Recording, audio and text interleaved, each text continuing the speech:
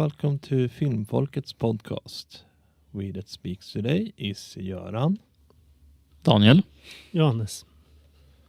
Today's movie is The Life of Brian, the movie in brief. Around the time of Christ, we follow the life of Brian Cohen. Joining the People's Front of Judea to oppose the Roman oppressors, and by no fault of his own, he soon has a large following as a religious figure, and he has no desire to be worshipped. That's a good summary. I will say that I always like this kind of both ironic and dry humor of Monty Python.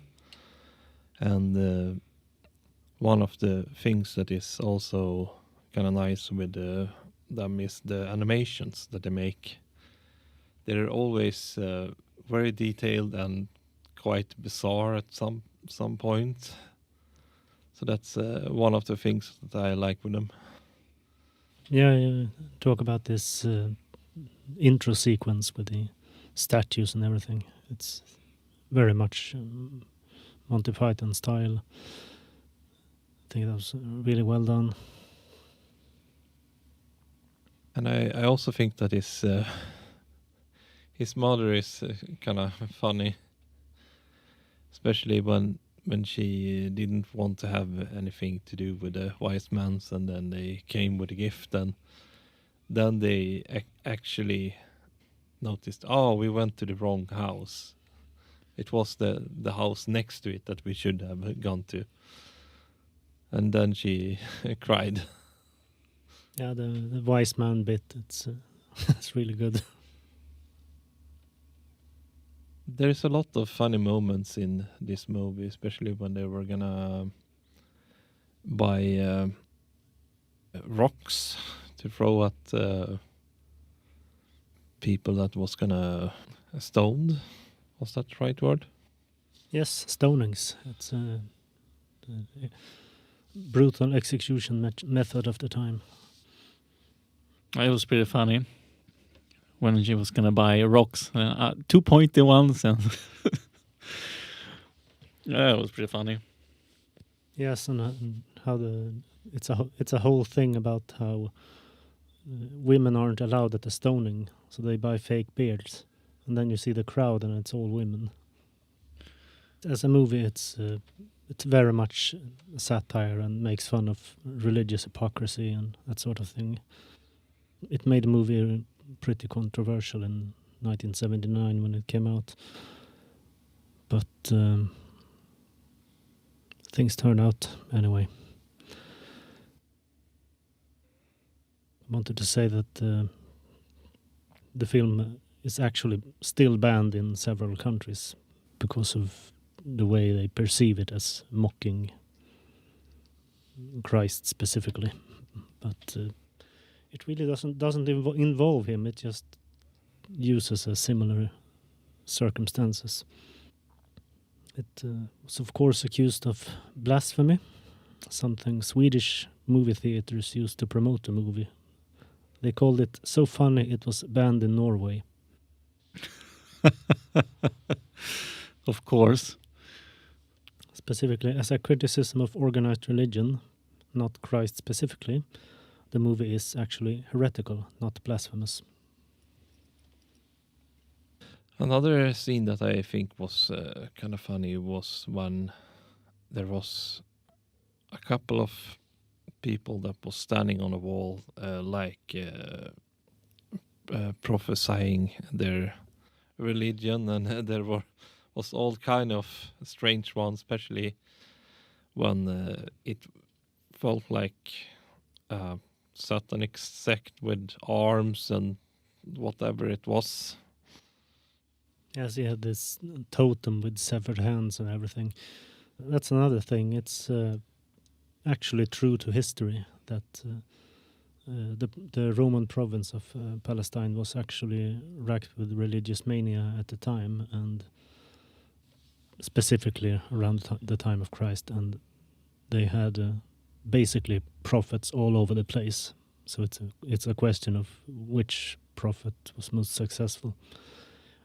By that token, they had people on the street corner ranting, just like that. It was actually accurate.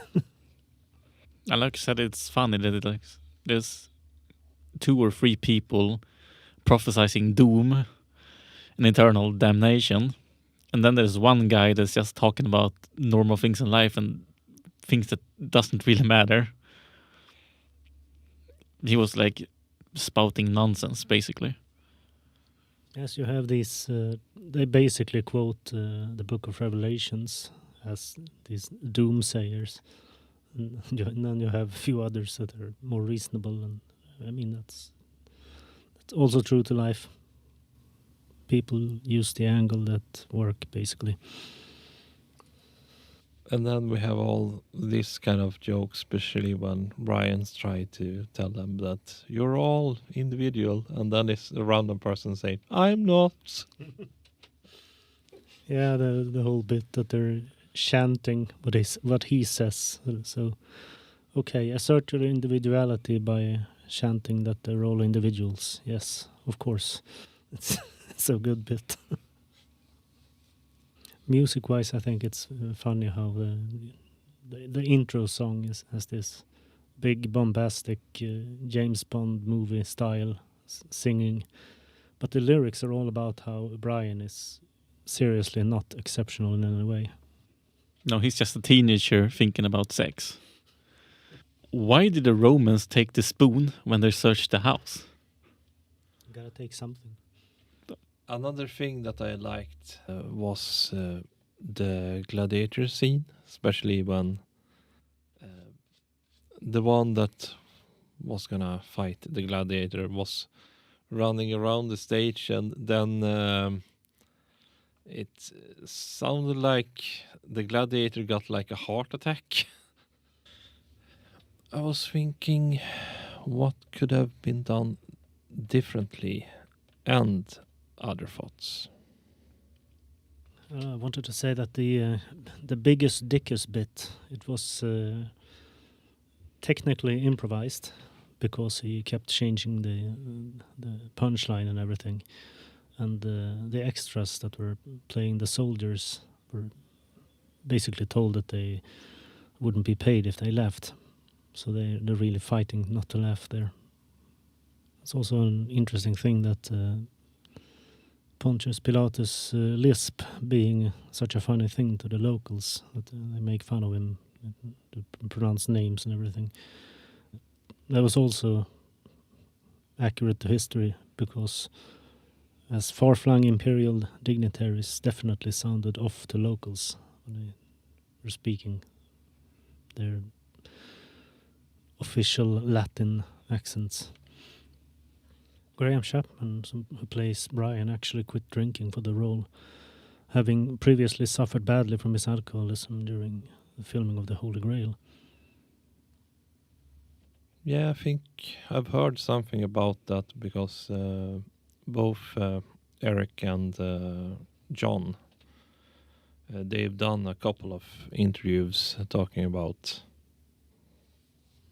that point, and also when they were gonna make The Life of Brian, that they got founded by George Ford to make the movie, because I think he thought it sounded funny, and he wanted to fund the money for it. Then George Harrison of the Beatles stepped in to fund it, calling it the most expensive movie ticket in history. Okay. That's what could have been done differently. As always, almost, with these kinds of movies, the Roman armor is inaccurate. But that's basically a standard go-to complaint with all kinds of things. It's very rarely done accurately. The band Iron Maiden always look at the bright side of life at the end of their concert set. I think that's a funny thing. Yeah, that's pretty funny, actually. There was another thing about a different thing.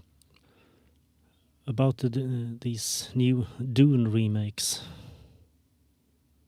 I'm reading here that the the whole thing about Stilgar's extreme devotion to Paul Atreides as the Mahdi. His logic has to have been copied from this movie. He says, the Mahdi is too humble to say he is the Mahdi. Even more reason to know that he is, as written. I mean, that's basically the same lines. Yeah. That's pretty fun. I mean, I like the most of the stuff with this movie. The music, sound effects, the humor, and I think even some of they're like some scenes that you see, like the sky is painted, and then there is some scenes where there is an actual sky. So that's like a clever thing. Yeah, I think I'm matte painting.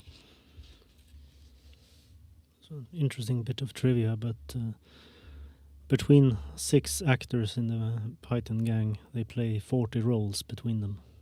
That's always amazed me, that they can play so many roles. I wonder if they improvise most of the lesser roles they have. When they feel like they just need to add more people in the scene, but they're not having any major lines. They have a lot of extras going on, and I was just thinking how basically if you have this troupe of comedians basically doing these comedy skits and extending that into a feature-length movie, it's a feat in itself. They have these side stories, so to speak, and primarily with the revolutionary movement, People's Front of Judea, and how they basically just sit around and plan and don't get a lot of things done. And that's also a satire of how these revolutionary movements at the time, and basically various anti-authoritarian, anti-imperialist people have these lofty ideas, but they don't get much done.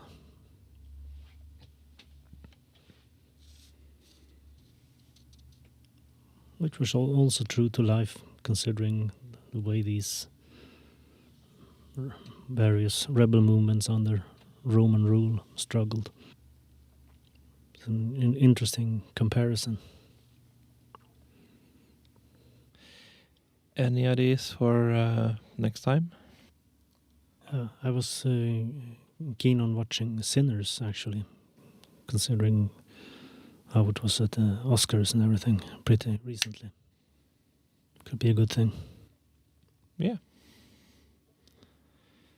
So I wish you all goodbye for this time.